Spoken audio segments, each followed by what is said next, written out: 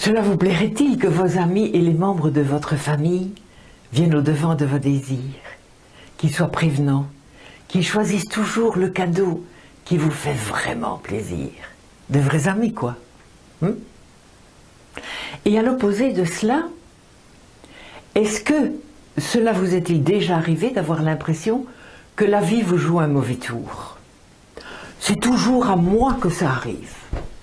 Moi qui me coupe en quatre pour les autres, moi qui suis à l'écoute de tous les désirs de chacun, moi qui me prive d'une soirée de cinéma pour consoler une amie délaissée par son amoureux. Ah, je n'ai vraiment pas de chance.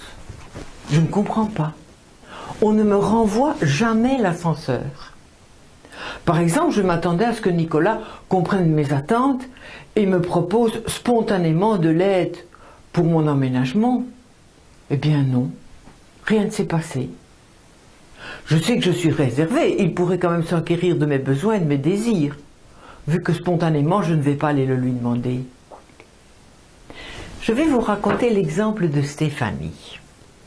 En allant chercher ces deux petites jumelles qui avaient passé le dimanche chez leur papa, leur père et moi sommes séparés, voilà, j'étais certaine qu'il les aurait conditionnées à me souhaiter mon anniversaire. Eh bien non. Ils n'en avaient même pas parlé. Et mes petites sont vraiment trop petites pour agir de leur propre initiative. Oui. Je me suis effondrée en larmes en habillant les enfants pour rentrer à la maison, consciente que je m'étais nourrie d'attentes illusoires. Depuis 3 jours, je me faisais une joie de fêter mes 34 ans avec Pauline et Louise. J'allais enfin leur montrer ce qu'est la vraie fête quand on est dans l'amour des uns et des autres. Et cela pour leur donner un bon départ dans la vie. Elles n'ont que 2 ans et demi, mes pitchounettes. Je m'étais imaginé que mon ex-mari leur aurait fait faire un dessin et qu'il les aurait incités à me sauter au cou à mon arrivée. Quelle désillusion! Quelle claque je me suis prise! Qu'est-ce qui rassemble ces 2 histoires? Fabienne et Stéphanie. Elles se sont toutes les 2 construit un mirage clé sur porte. Chacune est dans l'attente d'un fantasme personnel. Ce fantasme est tellement présent dans leur tête que chacune imagine que la planète entière reçoit l'information. Qu'est-ce qui maintenant différencie ces 2 histoires? Mais Fabienne, elle a pris l'habitude de jouer les sauveurs. C'est sa manière, elle, de se sentir exister. Et elle croit que si elle cessait d'avoir ce comportement, les autres ne la verraient plus. Mais non, on te voit, tu existes. Tu occupes tout l'espace. Tu crées un mouvement d'air chaque fois que tu passes devant moi. Les couleurs que tu portes influencent la lumière autour de toi. Nous te percevons avec nos 5 sens. La seule chose à laquelle nous n'avons pas accès, ce sont tes attentes, tes désirs et tes pensées. Là, il faudrait que tu apprennes à demander si tu veux que l'information nous arrive. Voilà une chose simple, apprendre à demander, mais tellement difficile à faire. Savoir parler ne suffit pas. Encore faut-il oser exprimer notre incapacité ou nos désirs inavouables. Ce qui pourrait bousculer notre sécurité. Bah oui. Nous pourrions devenir vulnérables, ou pire encore, dépendants des autres. Ah, au secours. Mais quand les mots ont trop de mal à sortir, il reste les petits billets, les post-it sur le frigo, le catalogue ouvert à la bonne page. C'est un bon début. Et puis petit à petit, la confiance s'installera vis-à-vis de ce nouveau comportement. Et nous oserons verbaliser nos attentes, nos désirs, nos intentions. Là, quelque chose de tout à fait nouveau va immerger dans notre conscience. Faire une demande à quelqu'un permet à cette personne de vous manifester sa considération, son respect, son attachement, son amour. Mais oui. Donc en demandant, on permet à l'autre d'exister. Waouh!